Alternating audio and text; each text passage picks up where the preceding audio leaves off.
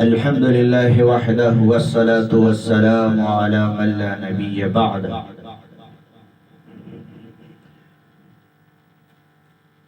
أما بعد فأعوذ بالله من الشيطان الرجيم. بسم الله الرحمن الرحيم. يا أيها الذين آمنوا صلوا عليه وسلموا تسليما. صدق الله العظيم. وقال النبي صلى الله تعالى عليه وسلم: كلمتان حبيبتان إلى الرحمن خفيفتان على اللسان ثقيلتان في الميزان سبحان الله وبحمده سبحان الله العظيم. رواه البخاري.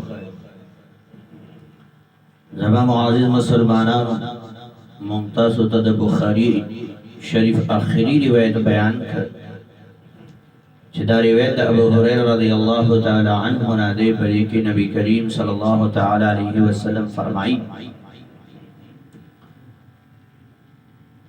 وی کلمتان حبیبتان الى الرحمن. دو کلمې داسې دي چې هغه رحمان ته الله ته رب ته ډېرې زیاتې خوښې خفیفتان على اللسان او په ژبه باندې ډېرې زیاتې آسان دي، هلکه دي، سپکې دي، ویلې آسان. ثقیلتان فی المیزان او په وزن د ترازو د قیامت دا به ډېرې زیاتې وزني وي.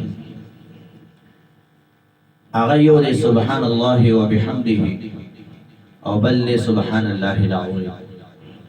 د دوه کلمې متعلق نبی کریم صلی الله تعالی علیه وسلم فرمایي وی کلمې دوه او رحمان ته ډېرې زیاتې خوښې او چې په ویلو کې وګورې نو وینا کې ډېر زیاتې هلکه دي، آسانې دي، سپکې دي، یعنی کې ویلو کې ژبې ته څه تکلیف نه وي.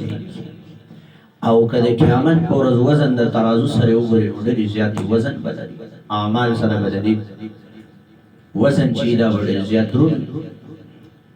نو دغه د دوو کلمو ډېر زیات اهتمام دی، د دې ذکر صبح او شام اهتمام، سبحان الله وبحمده او سبحان الله العظیم.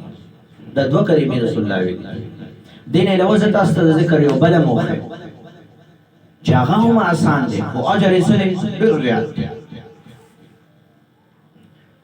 نبی علیه الصلاة والسلام یو دعا ښودلې: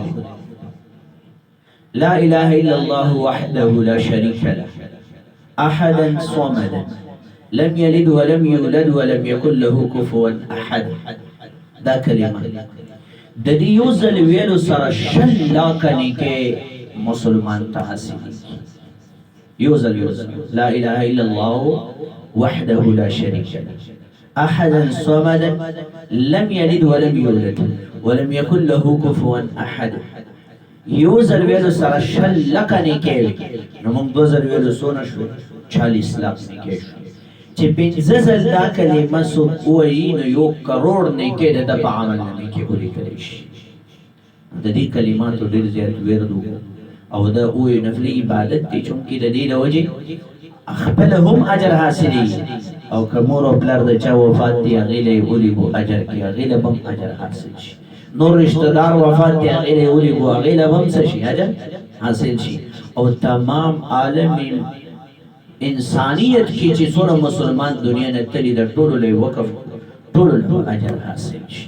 بیا ټول انسانیت مسلمانانو له چې چا اجر حاصل شو دا راټول کې دې برابر اجر به د وینا کوونکي چې چا ویلې دی هغې ته اجر حاصل شي.